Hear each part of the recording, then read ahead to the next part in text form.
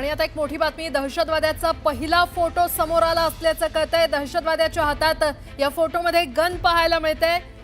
काश्मीरमध्ये जो भ्याड हल्ला दहशतवाद्यांनी केलेला आहे त्यापैकी एका दहशतवाद्याचा आता एक फोटो समोर आलेला आहे आणि या फोटोमध्ये आपण पाहतोय त्याच्या हातात AK-47 ही गन दिसून येते।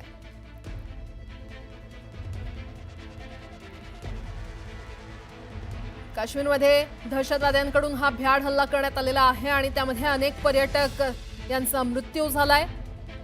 त्याच पार्श्वभूमीवर आता एका दहशतवाद्याचा पहिला फोटो समोर आलेला आहे। पाठवून हा फोटो घेतलेला आहे। दहशतवाद्याच्या हातात AK-47 ही गन देखील पाहायला मिळते।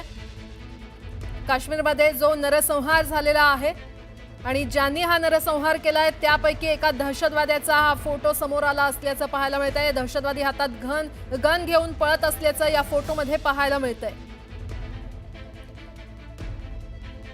अनेक पर्यटकांना मृत्युमुखी पाडल्यानंतर हा नरसंहार काश्मीरमध्ये केल्यानंतर हा दहशतवादी पळत असल्याचं समोर येतंय। दहशतवादी हातामध्ये गन घेऊन पळत असल्याचं पाहायला मिळतंय आणि हाच तो फोटो आहे।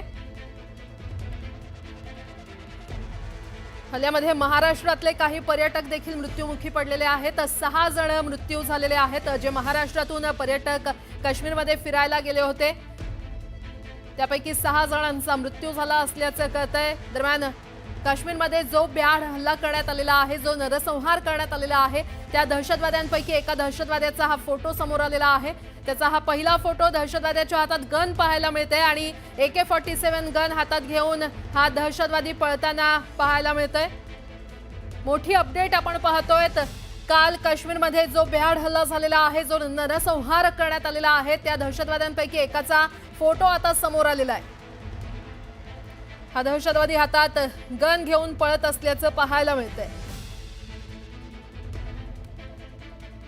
पहलगाममध्ये झालेल्या या दहशतवादी हल्ल्यामध्ये आतापर्यंत 27 पेक्षा अधिक जणांचा मृत्यू झाला असल्याचं समोर येतंय आणि त्यामध्ये महाराष्ट्र, कर्नाटक, हरियाणा, गुजरातसह 2 परदेशातील नागरिकांचा देखील समावेश असल्याची माहिती आपल्यापर्यंत पोहोचलेली आहे। काश्मीरमध्ये जो नरसंहार करण्यात आलाय त्या दहशतवाद्यांपैकी एका दहशतवाद्याचा आता पहिला फोटो समोर आलेला आहे। या दहशतवाद्याच्या हातात नीट पहा गन देखील पाहायला मिळते। हा दहशतवादी हातात गन घेऊन पळून जात असल्याचं या फोटोमधून समोर येतंय। या काश्मीरच्या पहलगाममध्ये 3 ते 4 दहशतवाद्यांनी हल्ला केला असल्याची सूत्रांकडून माहिती मिळते आणि या संदर्भात अधिक माहिती देत आहेत आमचे प्रतिनिधी वैभव सोनावणे आपल्यासोबत जोडले गेलेले आहेत। वैभव, काश्मीरमध्ये जो भ्याड हल्ला काल करण्यात आलेला आहे, जो नरसंहार झालाय, ज्यांनी हा नरसंहार केला त्या दहशतवाद्यांपैकी एकाचा फोटो आता समोर आलेला आहे, काय अपडेट? हा जो फोटो आपण पाहतोय, जो पहलगाममध्ये दहशतवादी हल्ला करण्यात आला, ज्यात 28 जणांचा मृत्यू झालेला आहे, त्याच्यामधला हा संशयित दहशतवादी असल्याचं सांगितलं जातंय। जी वेशभूषा त्याने केली आहे त्यावरून थेट संबंध जो आहे तो थेट संबंध जोडला जातोय पाकिस्तान सोबत आणि या सगळ्या प्रक्रियेमध्ये या दहशतवाद्याचा हा पहिला फोटो जो आहे तो आता समोर आलाय। जवळपास 28 जणांचा कालच्या या पहलगामच्या दहशतवादी हल्ल्यामध्ये मृत्यू झालेला होता। त्यापैकी 2 जण हे पुण्यातले आहेत, तर 3 जण हे मुंबईचे आहेत। एकूण 5 जण आहेत महाराष्ट्रातले आणि देशभरातले साधारणपणे 28 जणांचा या पहलगाममध्ये पर्यटनासाठी आलेल्या पर्यटकांच्या गोळ्या घालून त्यांना गोळ्या घालण्यात आलेल्या आहेत आणि त्याच्यामुळे जगभरातून या दहशतवादी हल्ल्याची निंदा होताना आपण पाहतोय। आणि हा सगळा फोटो, जो पहिला फोटो समोर आलाय, हा ज्यामध्ये या दहशतवाद्याचा नेमका चेहरा काय किंवा हा दहशतवादी कोण आहे, संशयित दहशतवादी, त्या संदर्भानं माहिती येते। 3 ते 4 दहशतवाद्यांनी हा हल्ला केला होता असं सांगितलं जातंय।